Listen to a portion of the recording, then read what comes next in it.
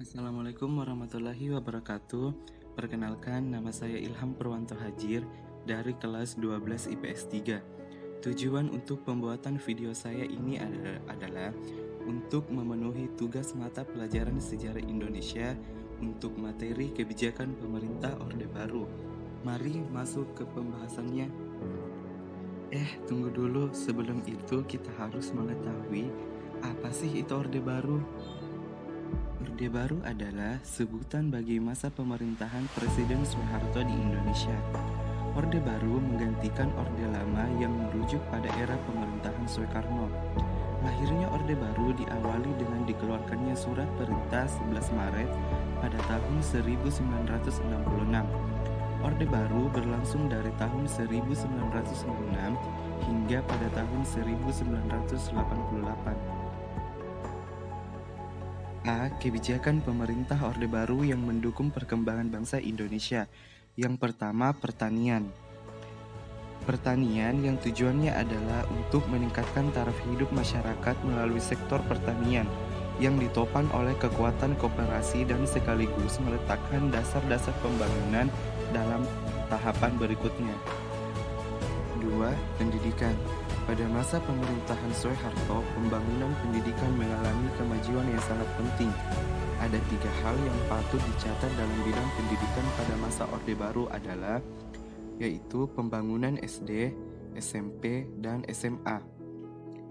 3. Keluarga berencana atau KB.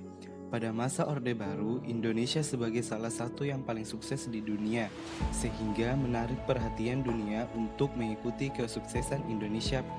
Pemerintah pun mengalokasikan sumber daya dan dana yang besar untuk pada program ini. 4. Kesehatan.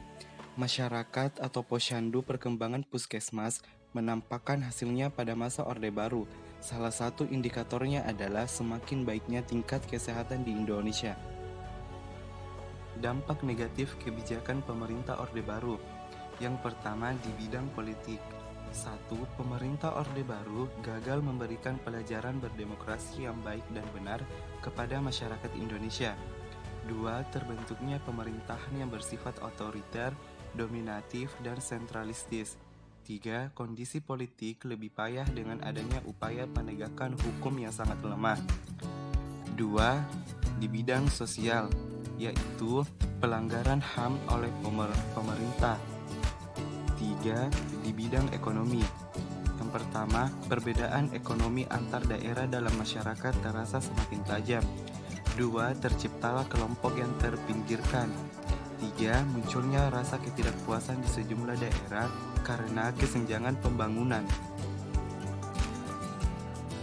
C. Dampak positif dan negatif kebijakan pemerintah Orde Baru dalam bidang politik dan ekonomi. Yang pertama, dalam bidang politik, pemerintah Orde Baru cenderung bersifat otoriter karena presiden mempunyai kekuasaan yang sangat besar dalam mengatur jalannya. 2. Dalam bidang ekonomi, dampak negatif ini disebabkan kebijakan Orde Baru yang terlalu memfokuskan atau mengejar pada pertumbuhan ekonomi yang berdampak buruk bagi terbentuknya mentalitas dan budaya korupsi para pejabat di Indonesia. Sekian penjelasan saya tentang kebijakan dan dampak pemerintah Orde Baru. Kurang dan lebihnya mohon dimaafkan.